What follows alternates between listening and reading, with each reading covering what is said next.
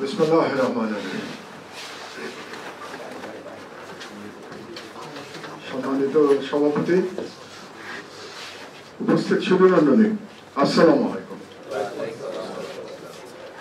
আমাদের চারদিকে সব আইনি লোকজনের মধ্যে আমি বেআইনি মানুষ, প্রধান অতিথির বক্তব্য দেওয়া খুব কঠিন।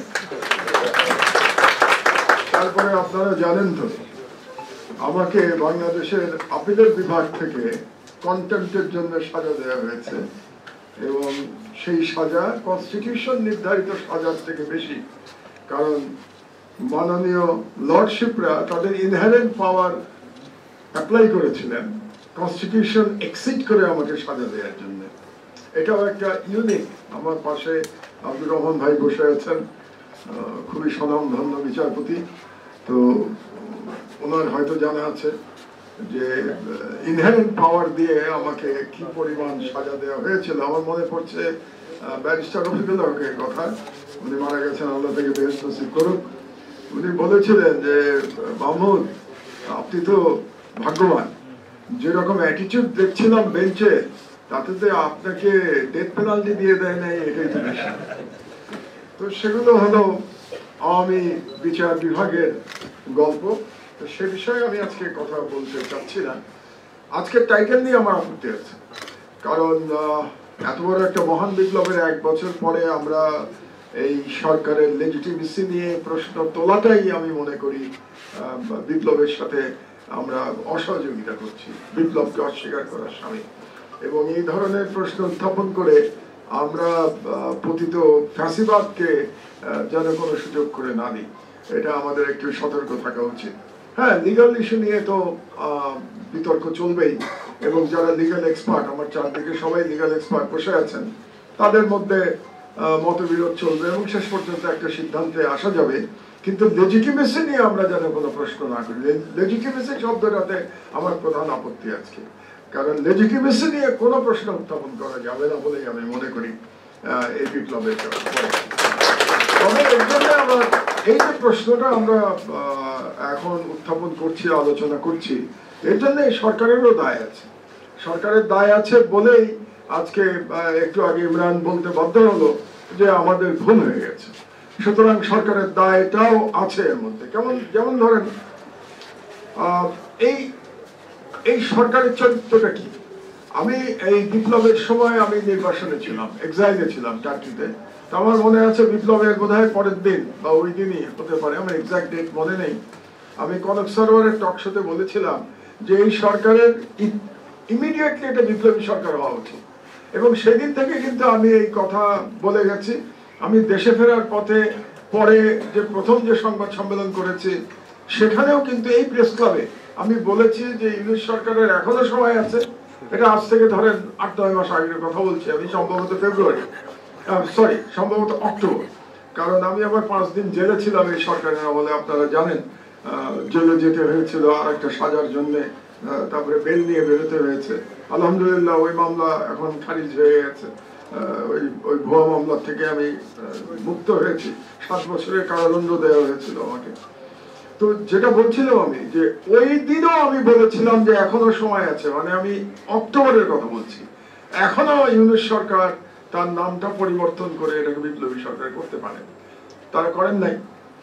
এই জন্যই আজ পর্যন্ত এই বিতর্ক চলছে, এবং এখনো এই বিতর্ক চলছে যে বিপ্লব না অভ্যুত্থান, রেভলিউশন না আপরাইজিং, এটা কি। এবং সব থেকে মজার কথা হলো, আমরা যে জুলাই ডিক্লারেশন দেখলাম, সেখানে কিন্তু বারে বারে অভ্যুত্থান বলা হয়েছে।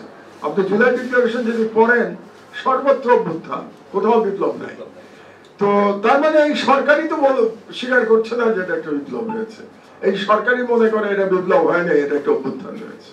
তো সেটা সরকারের ইচ্ছা, এবং রাজনৈতিক দলগুলো, যেমন আমার আগে একজন বক্তা স্টেক হোল্ডারদের কথা বললেন, স্টেক হোল্ডারদের ইচ্ছা, তারা এটা কি করবেন, কিভাবে এটাকে তারা প্রণীত করবেন। আর আমার আরেকটা সমালোচনা আছে এই জুলাই ডিক্লারেশন নিয়ে। এত বেশি এটা লিগালিস্টিক এই পুরো ড্রাফটিং, যে এটা কোনো সাধারণ মানুষের পক্ষে পড়ে বোঝা একেবারে অসম্ভব ব্যাপার। তো এই ধরনের একটা বিপ্লব যে বিপ্লবে একজন রিক্সা চালক অংশগ্রহণ করেছে, একজন গ্রামের কৃষকের সন্তান অংশগ্রহণ করেছে, শ্রমজীবী মানুষ অংশগ্রহণ করেছে, তাদের যে আকাঙ্ক্ষা তার এক্সপ্রেশন কোথায় জুলাই ডিক্লারেশনে? সে বুঝবে কি করে এটা পড়ে? এই যে এত লম্বা একটা ডকুমেন্ট তৈরি করা হয়েছে, প্রথমত এত লম্বা ডকুমেন্টের প্রয়োজন ছিল কিনা আদৌ, আর দ্বিতীয়ত এটা এত লিগালিস্টিক এটা করা হয়েছে যে সাধারণ মানুষ, শ্রমজীবী মানুষের পক্ষে এর মর্ম উদ্ধার করা অসম্ভব। আমি এর অর্ধেক মানে বুঝতে পারি না এটা কি বলতে চেয়েছে সরকার। এবং এই যে বিপ্লবের যে আবেগ, বিপ্লবের যে অনুভূতি, আগে লিগালিস্টিক কারণে কেউ কি জীবন দিতে চায়? লিগালিস্টিক কারণে কেউ কি আবু সাইদের মতো পুলিশের উদ্যত বন্দুকের সামনে দাঁড়ায়? বন্দুকের সামনে দাঁড়ায় আবেগের জন্য, দেশের প্রতি ভালোবাসা, মানুষের প্রতি ভালোবাসা, সেই কারণে দাঁড়ায়। সেটা রিফ্লেকশন কই জুলাই ডিক্লারেশনে? কারা ড্রাফট করেছে জুলাই ডিক্লারেশন? আমার খুব অবাক লাগে যে কাদেরকে দিয়ে ড্রাফট গুলো করানো হয়েছে।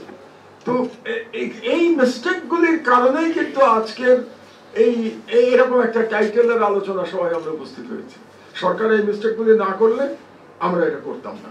তো আমার বক্তব্য আমি খুব দীর্ঘ করব না, আমি কয়েকটি পয়েন্ট বলে আমার বক্তব্য শেষ করব। তারপরে আমি অবশ্যই সভাপতি মহোদয়ের বক্তব্য শুনতে চাই, লিগালিস্টিক কথাবার্তা শুনতে চাই। আমি লিগাল কথা বলবো না, আমি জনগণের কথা বলবো। আমার আগে একজন বক্তা বলেছেন যে সাংবিধানিক সমাধান আমাদের কাছ থেকে শুনতে চান, রাজনৈতিক সমাধান শুনতে চান। সাংবিধানিক সমাধান দেওয়ার ক্ষমতা আমার নাই, কারণ আমি সংবিধান বিশেষজ্ঞ নই। তবে রাজনৈতিক সমাধানের আমি কিছু ইঙ্গিত করতে পারি, সেটাও আমার ক্ষমতা নাই। রাজনৈতিক দলগুলো সেই সমাধান দেবেন, কিন্তু একজন বাংলাদেশের একজন সিনিয়র সিটিজেন হিসেবে আমার আকাঙ্ক্ষাটা আমি ব্যক্ত করতে পারি, সেটা আমি ব্যক্ত করব। আমি সংস্কারের কথা বলি, যে সংস্কার নিয়ে যত এটাই ফাইনাল, আরো হয়তো কিছু অ্যামেন্ডমেন্ট আসবে, না হলে সই হচ্ছে না কেন? কোনো না কোনো জায়গায় তো বাধা আছে, বাধার জন্যই তো সই হচ্ছে না এখন। আমরা তো আশা করেছিলাম 5ই আগস্টের মধ্যে এটা সই হয়ে যাবে, তো সেটা সই হয়নি। 8ই আগস্ট পার হয়ে গেছে, তো সরকারের 1 বছর পার হয়ে গেছে, সই হয় নাই। সংস্কারের দু একটা মিনিংফুল সিদ্ধান্ত নেওয়া হয়েছে বলে আমি মনে করি। যেমন ধরুন 10 বছর প্রধানমন্ত্রীর বেশি একজন থাকতে পারবেন না, এটা একটা মিনিংফুল হয়েছে। কারণ শেখ হাসিনা যে ফ্যাসিবাদ হয়ে ফ্যাসিস্ট হয়ে উঠতে পেরেছিলেন, তার কারণ ছিল যে এমন ভাবে সংবিধানটাকে সাজানো হয়েছিল যার মাধ্যমে তিনি আমৃত্যু ক্ষমতায় থাকতে পারতেন। তো একজন ব্যক্তি যখন আমৃত্যু ক্ষমতায় থাকার একটা ক্ষমতা লাভ করে, তখন সে ফ্যাসিস্ট হতে বাধ্য। সে ফ্যাসিস্ট হবে, এটাই নিয়তি, এটা রাষ্ট্রের নিয়তি, তারও নিয়তি এটা ফ্যাসিস্ট হবে। এবং এটাও ফ্যাসিস্টের নিয়তি যে তাকে হয় মৃত্যুবরণ করতে হবে অথবা পালিয়ে যেতে হবে, এটাও ফ্যাসিস্টের নিয়তি। এই কথাটা বললে আবার অনেক স্টেক হোল্ডার, বড় রাজনৈতিক দল অসন্তুষ্ট হন। আমার মনে আছে 2018-তে আমার উপরে আদালত চত্বরে হামলার আগে, হামলার পরে আমি সিদ্ধান্ত নেই যে আর দেশে থাকা বোধহয়, থাকা মানে হচ্ছে সুইসাইড করা, আত্মহত্যা করার কোনো মানে হয় না, এই জন্য আমি এক্সাইলে যেতে বাধ্য হই। তো ওই আক্রমণের আগ দিয়ে একটা সভায়, একটি বড় দলের সভায় আমি বলেছিলাম যে জনগণের বিপ্লব ছাড়া শেখ হাসিনাকে সরানো যাবে না, আপনারা নির্বাচনে যাওয়ার চিন্তা বাদ দেন। এইটা বলাতে সেই স্টেক হোল্ডার দলটি খুব অসন্তুষ্ট হয়েছিল। এবং আমি বলেছিলাম পৃথিবীর কোথাও ব্যালটের মাধ্যমে কোনো ফ্যাসিস্ট শাসককে সরানো যায় না, এটাই ইতিহাস। কিন্তু বাংলাদেশের রাজনৈতিক দলগুলো দেখলাম, বিএনপি গেল, জামাতও এখানে উপস্থিত, যারা তো 2018 সালের নির্বাচনে গেল, কি মনে করে গেল? এটা জামাত বিএনপি তারা ভালো করে জানে কেন গেছিল। আমি জামাতকেও তখন বলেছিলাম যে বিএনপি গেলে যাক, আপনারা যেন না নির্বাচনে, কিন্তু তারা গেল, তাদের মার্কা নাই, তারা ধানের শীষ নিয়ে নির্বাচনে গেল। এর মধ্যে কি পলিটিক্যাল মেসেজ তারা দিতে চেয়েছিল আমার জানা নাই, সেটা জামাত ভালো জানে। তো আমি যেটা বলছিলাম, একটা ভালো কাজ হয়েছে। আবার এর মধ্যে আর একটা ব্যাপার নিয়ে আমি খুব লোকজনের মধ্যে, লোকজন বলবো না, জনগণের মধ্যে কোনো উৎসাহ নাই, রাজনৈতিক দলগুলোর মধ্যে খুব উৎসাহ। আপার চেম্বার, ভাই আপার চেম্বারটা কি হবে? আমার এই কথা আপনাদের পছন্দ হবে না আমি জানি, কারণ অনেকেই আপার চেম্বার নিয়ে খুব উত্তেজিত। আপার চেম্বারে আপনি ফ্যাসিস্টও আটকাতে পারবেন। আপার চেম্বার তো পাশের দেশে আছে তো, ভারতে। আপার চেম্বারের কাজটা কি? আপার চেম্বারের কাজ হচ্ছে পুরস্কৃত করা, মানে রাজনৈতিক দলগুলো যাদেরকে এমপি বানাতে পারে না তাদেরকে পুরস্কৃত করাটাই হচ্ছে আপার চেম্বার, জনগণের অর্থের টাকায়। আপনি আপার চেম্বার করে কি করবেন? সেখানেও তো রাজনৈতিক দল যারা লোয়ার, আমি যেটা রাজনীতি যতটুকু সংবিধান বুঝি আমি, যারা জয়লাভ করবেন তারা তাদের মতো করে তাদের লোকজনকে আপার চেম্বারে তারা নমিনেট করবেন। তার মানে দালাল, শব্দটা শুনতে খারাপ লাগবে আপনাদের, দালাল বুদ্ধিজীবী, দালাল পেশাজীবী এবং দালাল সংস্কৃতি কর্মী, দালাল মিডিয়া পার্সোনালিটি, দালাল নটিদের আপনারা আপার চেম্বারে পাঠাবেন। এটাই হচ্ছে আপার চেম্বার। এর বাইরে আপার চেম্বারে কি হবে আমি বুঝতে পারি না। আপার চেম্বারে আমরা দেখেছি তো নমিনেশন করার রেজাল্ট কি হয়, আমরা কি নারী সদস্য দিয়ে দেখতে পাই নাই? নারী সদস্য যে 30 জন আছেন, এখন বোধহয় 50 জন। তো এটা সম্পর্কে জায়গা দিনের সম্পাদক তো সব থেকে দারুণ কথা বলে গেছিলেন 90-এর দশকে, 80-র দশকে 30 সেট অলংকার। তো 30 সেট অলংকার শফিক ভাই বলে গেছেন। তো এখন কি আরো 100 সেট অলংকারের পরিবর্তে তাদেরকে কি বলবেন? 100 সেট কোনো কিছু আপার চেম্বারে দিয়ে আমার কি লাভ হবে আমার জানা নাই। ব্যক্তিগতভাবে আমি মনে করি যে আপার চেম্বারের বিষয়টা শুধুমাত্র একটা চমক এবং লোকজনকে পুরস্কৃত করবার একটা পদ্ধতি ছাড়া জনগণের কোনো উপকার হবে না এবং কোনো মিনিংফুল সংস্কার আপার চেম্বারের মধ্যে হবে বলে বিশ্বাস করি। এটা আমার ব্যক্তিগত মতামত। আমি যখন দেখবো যে আপার চেম্বারে খুব বেশি উপকার হচ্ছে, তখন হয়তো আমার ভুল আমি মেনে নেব। ভুল মেনে নেওয়ার মতো সৎসাহস আমার আছে। এখন যে অবস্থায় আমরা দাঁড়িয়ে গেছি, আমরা বাস্তবতায় ফিরে আসি। বাস্তবতা হচ্ছে, আপনারা যতই বলেন যে এই সরকার আরো থাকুক, এই সরকার তার বাকি কাজগুলো করে দিয়ে যাক, সংস্কার করে দিয়ে যাক, বিচার শেষ করে দিয়ে যাক, এটা আর রিয়ালিস্টিক না। লেটস অ্যাকসেপ্ট ইট, এটা রিয়ালিস্টিক না। বর্তমান সরকার যেহেতু ইতোমধ্যে একটা সময়সীমা নির্ধারণ করেছে, এখান থেকে সরে যাওয়ার কোন সুযোগ প্রফেসর ইউনূসের আছে বলে আমি মনে করি না। তিনি যদি এখান থেকে সরে যান, তিনি তার লিগ্যাসি নিয়ে তিনি যেতে পারবেন না, তার এক্সিট ভালো হবে না। সুতরাং যে অবস্থায় হোক না কেন, নির্ধারিত সময়সীমা যেটা তিনি ঘোষণা করেছেন, সেখানেই নির্বাচন হতে হবে। এই কথাটি একটু আগে আমি আমার এক সময়ের জেলমেট ফখরুল সাহেবকে বলছিলাম, যে উনি জিজ্ঞেস করছিলেন আমাকে যে আমরা আবার ভারতীয় বলয়ে ঢুকে যাচ্ছি কিনা। তা আমি ওনাকে সোজাসুজি বলেছি যে বর্তমান সরকারের আমলে ভারতীয় বলয়ে ঢুকে যাব আমি বিশ্বাস করি না। কারণ প্রফেসর ইউনূস 1 বছরে প্রমাণ করেছেন যে তিনি একমাত্র বাংলাদেশের ইতিহাসে জিয়াউর রহমানের মতো তিনি ভারতের চোখে চোখ রেখে কথা বলতে পারেন। এটা তিনি প্রমাণ করেছেন। যেটা শহীদ জিয়া দেখিয়ে গেছিলেন আমাদেরকে, সেটা প্রফেসর ইউনূস 1 বছরের মধ্যে দেখিয়েছেন। তিনি মোদির চোখে চোখ রেখে কথা বলেছেন। তিনি মোদিকে সরাসরি বলেছেন শেখ হাসিনাকে ফিরিয়ে দেওয়ার ব্যাপারে। আমি জানি না প্রফেসর ইউনূস ছাড়া অন্য কোন শাসকের পক্ষে, কোন রাজনৈতিক দলের শাসকের পক্ষেও এটা সম্ভব হতো কিনা আমার সন্দেহ আছে। হলে তো খুব ভালো কথা। তো আমি যে কথাটা বলছিলাম যে আমি আশাবাদী এবং এখন পর্যন্ত আমি প্রমাণ পেয়েছি যে ভারতের ব্যাপারে শক্ত ভূমিকা নিয়েছে বর্তমান সরকার। ভারতীয় হেজেমনির ব্যাপারে, ভারতীয় হেজেমনিকে খুব সাকসেসফুলি তারা কাউন্টার করতে পেরেছে। মানে এই সরকারের যদি আমরা সফলতাগুলো হিসাব করি, তার মধ্যে অন্যতম সফলতা হচ্ছে যে ভারতীয় চাপের কাছে নতি স্বীকার না করা। তো সুতরাং বর্তমান সরকারের আমলে আমরা ভারতীয় বলয়ে ফিরে যাব, এটা আমি বিশ্বাস করি না।